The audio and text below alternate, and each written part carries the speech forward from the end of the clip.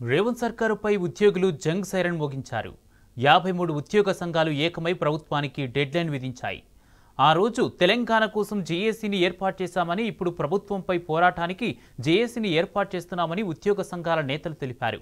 మేనిఫెస్టోలో PRC, TA, DA అని ఊహించినా 9 నెలలు అయినప్పటికీ ఇంకా ఇవ్వలేదని ఆగ్రహం వ్యక్తం చేశారు. సీఎం తమను కలిసి సమస్యలు పరిష్కరిస్తానని చెప్పినా కార్యరూపం దాల్చలేదన్నారు.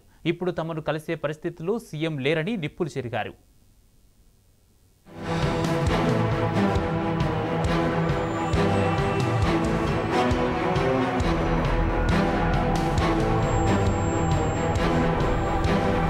కాంగ్రెస్ సర్కారుపై జంగు సైరన్కు ప్రభుత్వ ఉద్యోగులు సిద్ధమయ్యారు.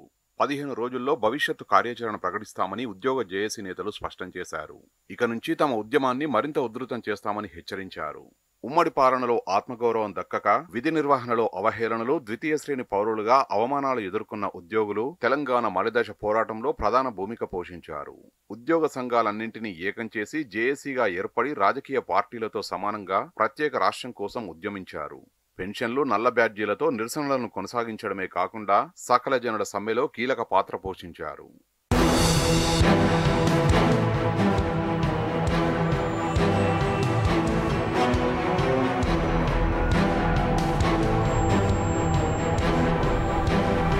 ఉద్యోగుల పోరాట ఫలితంగా కొత్తగా ఆవిర్భవించిన తెలంగాణలో అధికారం చేపట్టిన కేసీఆర్ చరిత్రలో ఎన్నడూ లేనంతగా ఉద్యోగులకు 44% ఫిట్మెంట్ ఇచ్చి ఇతర డిమాండ్లను పరిష్కరించారు.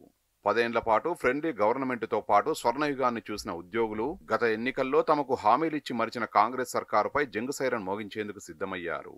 తమతో వెంటనే చర్చించి సమస్యలు పరిష్కరించకుంటే రేవంత్ సర్కారుతో తాడోపేడో తేల్చుకుంటామని రాష్ట్రంలోని ఉద్యోగులు, ఉపాధ్యాయులు, పెన్షనర్లు ఉద్యమానికి సిద్ధమయ్యారు.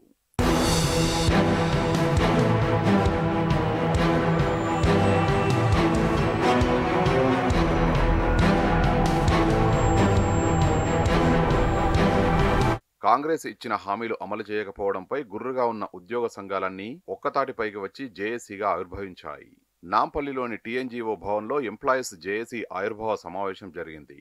గెజిటెడ్, నాన్ గెజిటెడ్ ఉద్యోగులు, టీచర్, అవుట్సోర్సింగ్, 4వ తరగతి ఉద్యోగ సంఘాలు, పెన్షనర్లకు సంబంధించిన 53 సంఘాలు సమావేశానికి హాజరై జేఏసీలో భాగస్వామ్యమయ్యాయి. ఉద్యోగులు, ఉపాధ్యాయులు, పెన్షనర్ల సమస్యలు పరిష్కరించాలని, తమకు ఇచ్చిన హామీలను నెరవేర్చాలని తెలంగాణ ఎంప్లాయీస్ జేఏసీ ప్రభుత్వాన్ని డిమాండ్ చేసింది.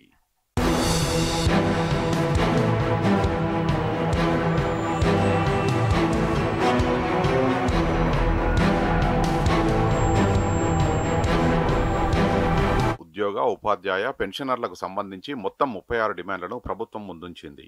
ప్రధాన డిమాండ్లలో సిపిఎస్ రద్దు చేసి పాత పెన్షన్ అమలు, 4 బకాయి డిఏలను విడుదల చేయాలన్నారు. అలాగే ఉద్యోగులందరికీ మొదటి తేదీనే జీతాలు చెల్లించాలన్నారు. ఏకీకృత సర్వీస్ రూల్స్ అమలు, ఆదాయ పన్ను పరిమితి కోసం కేంద్రంపై ఒత్తిడి తేవాలని డిమాండ్ పెట్టారు. ఉద్యోగులకు మెరుగైన ఫిట్మెంట్తో పీఆర్సీ అమలు, డిపార్ట్మెంట్ల వారీగా కారుణ్య నియామకాలు చేపట్టాలన్నారు. ఉద్యోగంలో రిటైర్డ్ అయిన వారిని విధుల్లోకి తీసుకోవద్దన్నారు.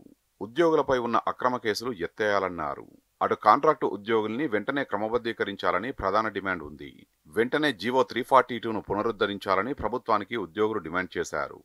ఈ ప్రభుత్వం కూడా 15 రోజులలో మీకు డిఏలు రిలాక్స్ చేస్తాం, పీఆర్సీ కూడా మంచి మెరుగైన పీఆర్సీ ఇస్తాం, పెండింగ్ బిల్స్ లేకుండానే చేస్తామన్న ఈ ప్రభుత్వం మేనిఫెస్టోలో పెట్టింది. ఉద్యోగులుగా మేము కూడా ఈ ప్రభుత్వంలో ఒక భాగమే.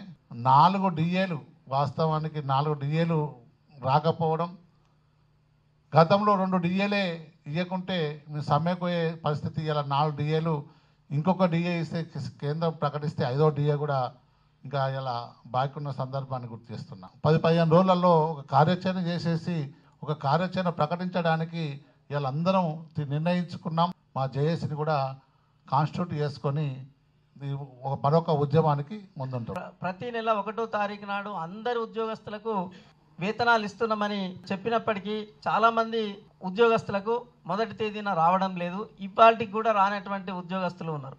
జీతాలు వెంటనే చెల్లించేటట్టు చర్యలు తీసుకోవాల్సినటువంటి అవసరం ఉంది. డిమాండ్ల పరిష్కారానికి చొరవ చూపాలని, లేదంటే 15 రోజుల్లో తమ కార్యాచరణ ప్రకటిస్తామని అల్టిమేటం జారీ చేసింది. సర్కారు స్పందించి వెంటనే తమను చర్చలకు పిలవాలని, లేదంటే ఆందోళనల్ని ఉధృతం చేస్తామని హెచ్చరించింది. టీఈజేఏసీ ఆవిర్భావంతో పాటు 15 మందితో స్టీరింగ్ కమిటీని ఏర్పాటు చేశారు. కాంగ్రెస్ అధికార ప్రతినిధి హర్షవర్ధన్ రెడ్డి వ్యవస్థాపక అధ్యక్షుడిగా ఉన్న పీఆర్టీయూ టీజీ సైతం ఇదే జేఏసీలో భాగస్వామ్యులయ్యారు. చేస్తాం.